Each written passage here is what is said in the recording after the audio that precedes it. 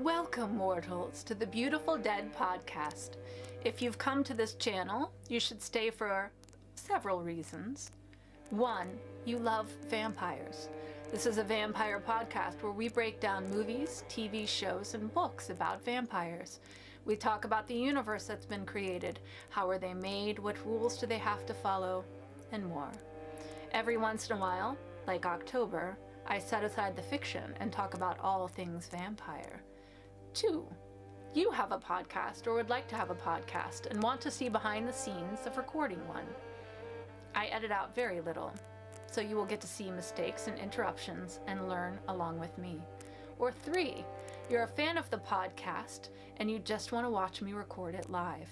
Or you like my books and you can't get enough of me. So, if you're still here, I promise it's due to your own free will, and I have not used my powers to keep you here. Now, watch the title cards and listen to the music along with the podcast. I'm gonna go get a bite, and I'll meet you back here, nice and full.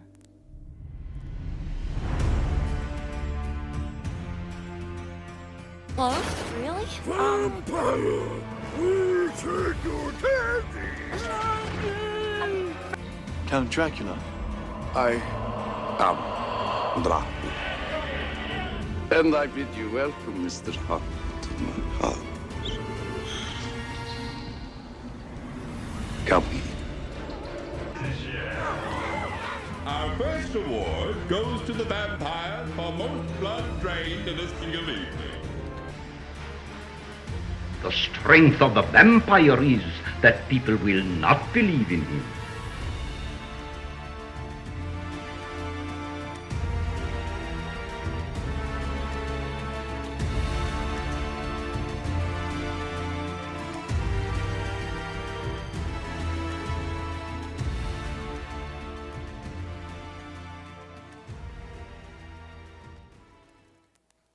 Good evening, my fellow vampire lovers.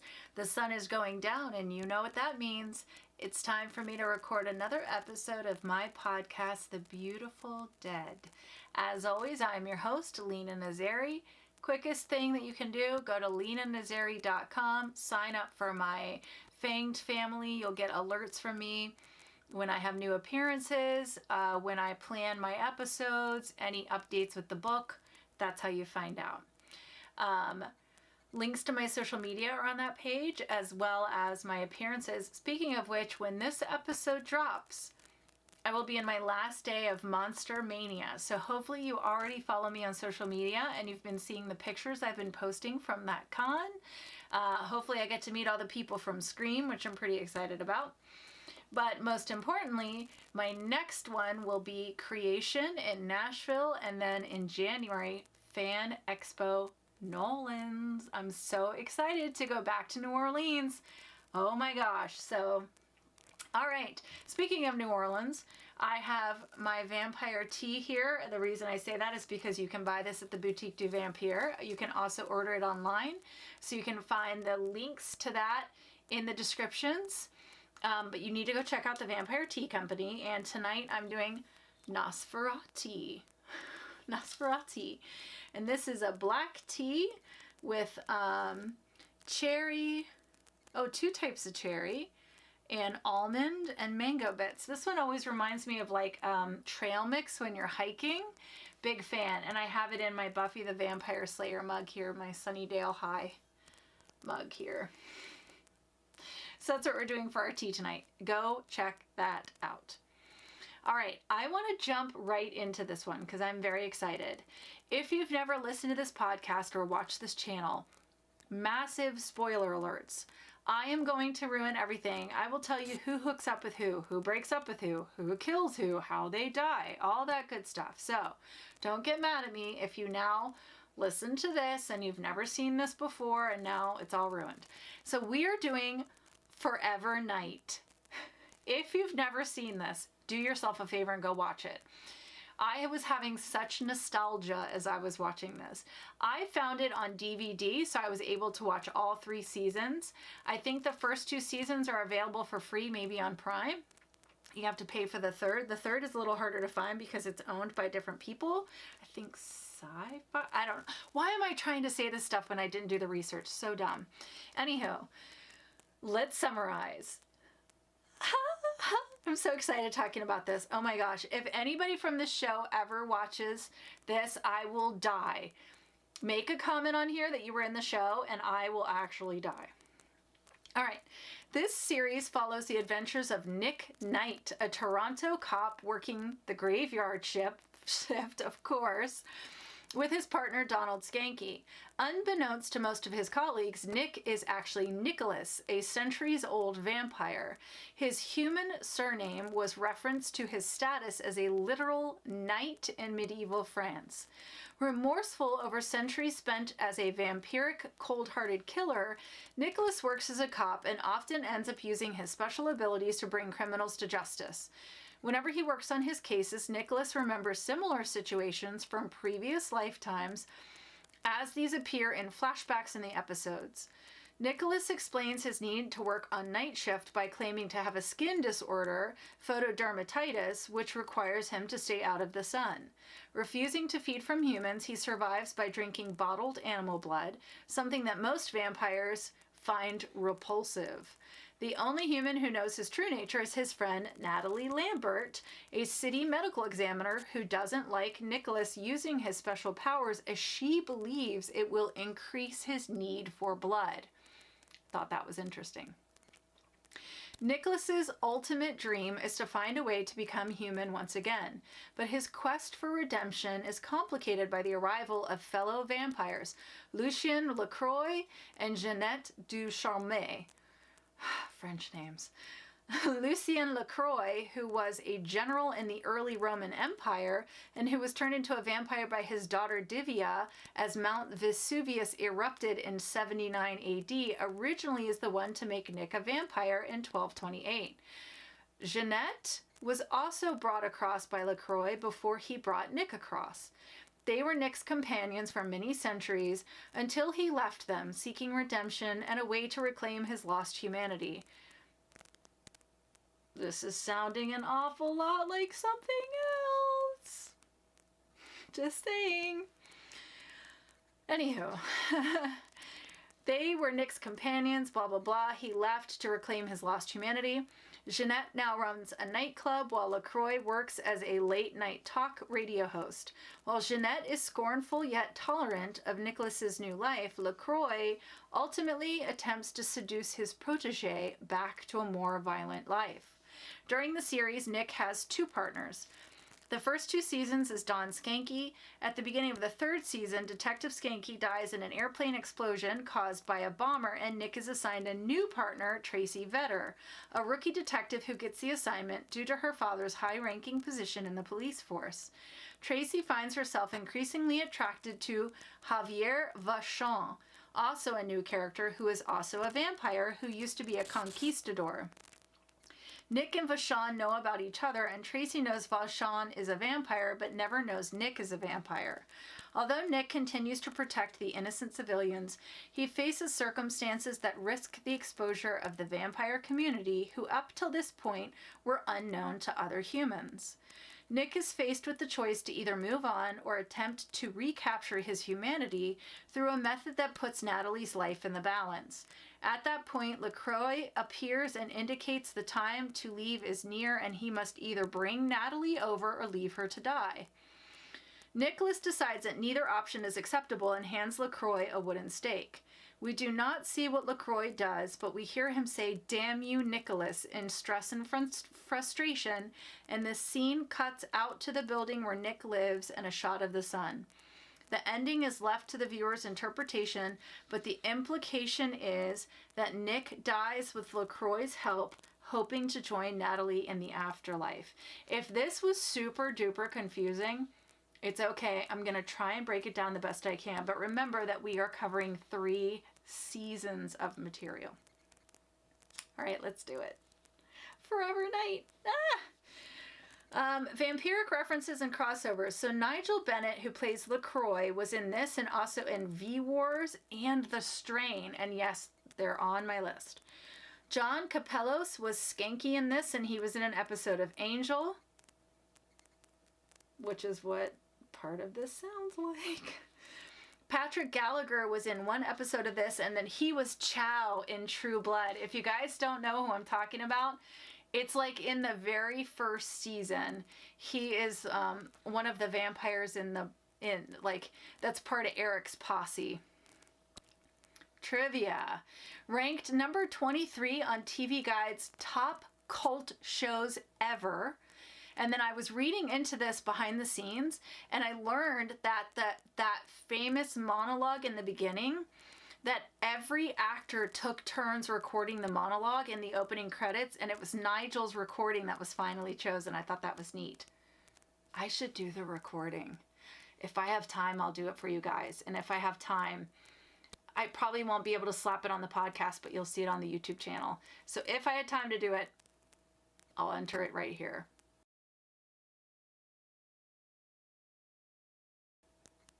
If not, it's because I was too busy. All right, my favorite game. How many actors were in this and also in Supernatural? I hoped, because of where it was filmed, that I was going to get to see somebody, and by this mid-second season, I gave up hope. And then I saw him. Julian Richings. Yes, he was in an episode of Forever Night and was Death 1.0 in Supernatural. Yay! Let's talk about the vampires.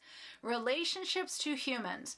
The vampires walk and work amongst the humans. They feed on them or sleep with them, but they stay hidden. So think about like the Masquerade. That's very much what this feels like. The humans are not supposed to know about the vampires. That being said, over the course of the show, Nick exposes himself and tells the truth to so many stinking people. I lost count. I was like, Nick is spilling the secret to everybody. I never saw anything about animals particularly, only there's one type of vampire that feeds on animals, and we'll talk about that. Appearance. They appear human. You would never know they were a vampire until they vamp out, and we will talk about what that means. We know that they can grow hair because we see Nick with facial hair and no facial hair, long hair and short hair. And when they vamp out, some have yellow eyes, some have red eyes, and then of course the fangs. And even the medical examiner says it. 2 neat little holes. 2 fangs, as it should be. Blood. Yes, plays a very, very big part in this show. The vampires love blood. Like I said, you can drink cow blood if you have to. They sweat blood. In one episode, a vampire is injecting her blood into humans, and it keeps them young, but it does eventually wear off. We see brain damage that's reversed in a human because of vampire blood injections, but this one actually comes with the side effect of like increased violence. And then once they stop doing the injections, the damage returns to the brain. So blood plays a very big part in this show. Food. So yes, in this one they do have an aversion to garlic, which we don't see too often anymore, but this one does. That being said, we see Nick taking garlic pills. That is Natalie's idea, because she's like, I want to try and slowly expose you and then see if we can kind of break down the vampire virus, I guess. So he's like taking these garlic pills. Most vampires cannot eat food. We never see them drink anything but blood. However, Nick is going through this process of like trying to turn off the vampire virus. And at one point, he's like so close to being mortal that he eats French fries. And we also at one point in time see him drink a blood replacement that was made by Natalie. True blood. Like True Blood. So yeah. Sunlight. So Nick tells the boss he's allergic to sunlight, like we said. That's how he gets on straight nights. And at one point in time, they're like, oh, I don't care, you're coming. So he's in the car, he's got sunglasses on, he's got like everything covered. We see like smoking starting to happen with the little parts of the sun that does touch him. He also is using like tiny, small sun exposures to try and undo the vampirism. He has a sunbed in his apartment, so it's a complicated relationship with the sun Nicholas has. sleep. We don't, they don't have to sleep when the sun comes up. We do see him up during the day. He just can't be in the sun. We see him take shelter from the sun in the trunk of his car, which is why he drives the car he does, because it has the biggest trunk. He even says that himself. He just sleeps in a bed or on the couch, so he doesn't have a coffin. You would just need like really good sun blocking curtains, really. But we do see some vampires who do sleep in coffins. So the basement of Jeanette's club has a bunch of coffins where a bunch of vampires stay at night. So some sleep in coffins. Maybe they're classic. They just like to be old school, but Nick does not. Holy items. So this is an interesting twist. Yes, they can be repelled and hurt by holy objects. We see Nick hold one and it burns the shape of a cross into his palm. So kind of classic, which I think would be really inconvenient in the modern day. Because how do you explain that one away, right? Like there's religious icons everywhere now. Rules. So the vampires can be photographed.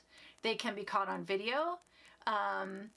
If humans get evidence of vampires, then there are like enforcers whose job it is to get rid of either the evidence or the human. Nick is seen in a mirror in one episode, and he even says, I can only cast reflections sometimes. We know there's no rule against turning children because we do see this in a flashback during World War II. Young vampires need to be invited in, but as they grow in age, they grow in power, and then they no longer need to be invited in. Powers. A lot of powers, a lot of good powers in these vamps. Nick is in a hostage situation, and he can see through the door, so he has like x-ray vision. They can fly, they don't age, they live forever. So when the show starts, Nick is 800, LaCroix is 2000. They have heightened hearing, strength, speed. They have like a level of mind control, my favorite vampire power. They heal very, very quickly. We see Nick shot a lot. That boy gets shot a lot. Yes. How are they made? So it isn't until the 12th episode of the second season that we actually get to see the full turning of Nick. So I finally got to see it. As somebody who's like taking notes for a podcast for research to bring you guys all this information, there are some shows that make it impossible to piece these things together. So finally, by the middle of the second season, I was like, great, here we go. So he imagines being in, so LaCroix drains everything from Nick. Then Nick is imagining being in the light and talking to this figure who forces him to choose between death and coming back as an immortal. Meanwhile, while this is happening, LaCroix is putting his cut wrist into Nick's mouth, and Nick does choose to drink. So it's the classic embrace. You have your blood drained, then you drink the vampire's blood. But what we got to see was the experience of the person being turned, which is them going into the light and having to choose. And then, like I said, we were going to talk about a different type of vampire, and that is a Karush. A Karush is a type of vampire whose first kill was animal instead of human. So Karushes then hunger for that type of animal's blood, though any even human can sustain them just as like any other vampire. So like if your first kill was a cat, then you crave cat blood, and that's a Karush. And they look a little less human, but not that much different. Heartbeat and breathing. We got an answer to this one.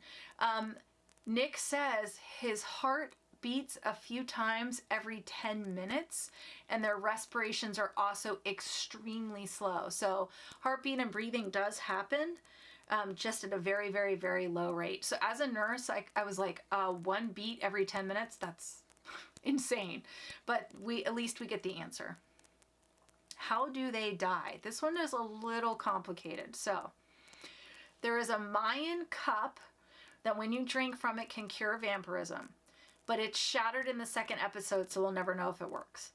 One of the vampires that Nick made in the past, before she was made vampire, she wanted a baby, and then later they cross paths again, and she's trying to get pregnant with a mortal because she believes that getting pregnant with a mortal will turn her back human.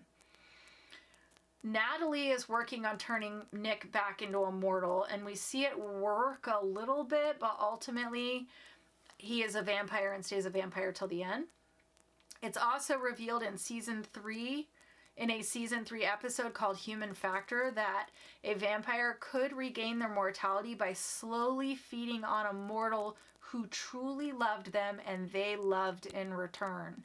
So like the blood of a loved one can turn you back mortal if you take a little bit at a time. As for the full true death, I want to give a shout out to LaCroix because he listed it for me beautifully. Fire, stake through the heart, sun, decapitation.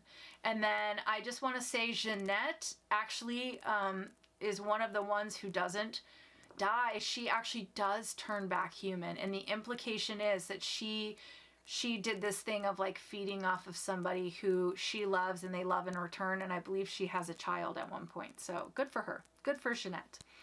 And then, of course, it is implied that Nick dies at the end because he tried to feed from Natalie the same way that Jeanette slowly fed from someone they love, but he took too much in the beginning because he had been starving himself for too long, and he kills Natalie, which is why he asks LaCroix to kill him.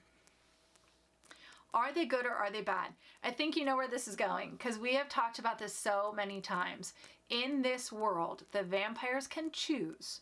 Are they going to be good or are they going to be bad? They make that decision. So we see vampires who live bad lives for a few centuries and then try and become good. Vampires who always stay good. Vampires who always stay bad. Personality trait. Tropes I love and tropes I hate. You guys know I love a good flashback, and there were so many flashbacks in this. And that's what's so great about vampire material is because you can use flashbacks. So you can see them in different historical parts. You know, we get to see LaCroix in the Roman Empire, and we get to see them in World War II, and we get to see them in medieval times, and we get to see them, you know, and then to make it even better in these flashbacks, we even get to hear different languages, and I love that. We get to see famous figures. I love when they work in famous figures. So in What We Do in the Shadows, we saw Elvis. In Only Lovers Left Alive, we saw Shakespeare. So in this one, we get to see some historical figures. Off the top of my head, Joan of Arc was one of them. Hitler was one of them. So we get to see like different figures throughout history, and I love that. Tropes I hate. So for a majority of the time, when the vampires are showing dominance, they make like a growling sound that's almost like a large predatory cat. That being said, there it is. There was some hissing. Not a big fan of that, but it's fine. I forgive it. Here it is, everybody's favorite. It's the ratings.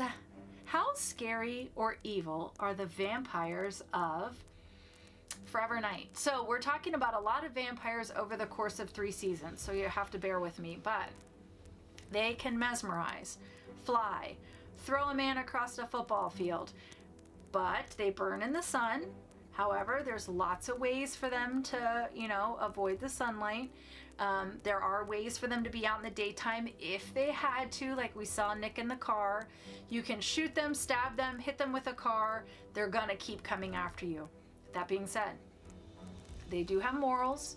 They do fall in love, so they're not truly evil. Not fully evil. So, boop, boop, boop, boop, boop, boop, boop. We did it. We threw it into the calculation machine, and that is 6 out of 10 stakes to the heart for the vampires of Forever Night. Not bad. That's a solid score. So we're kind of right in the middle. So how sexy or alluring are the vampires of Forever Night? Oh boy, howdy. Is Nick affectionate? I swear he kisses every woman he comes across. Many of them get more than kisses. I mean, I'm not judging. I'm not shaming him. He's been around 800 years. Who cares what his body count is, right? In that time, there's a lot of interactions. Some of them are going to be sexual. That being said, the vampires are just innately very sensual creatures in this show. They're used to getting what they want or need. So we have to ask ourselves, are they more sexy than evil? And the answer is yes.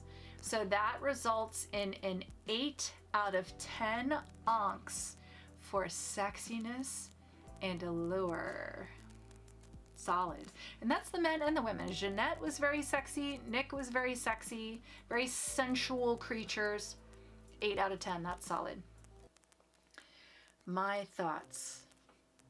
This show ran from 1992 to 1996. It was prime time for vampires. It was the same time that brought us Interview with the Vampire, Bram Stoker's Dracula, all of the best. I remember watching the first season and absolutely loving it. I don't think I watched seasons 2 or 3. I do remember the first one, but I think this might have been the first time I completed the whole series. I loved seasons 1 and 2. I watched them so fast. I was binging. I was loving them. I watched them on the treadmill. I watched it love them. Oh, Good Goddess, season 3 was just horrible.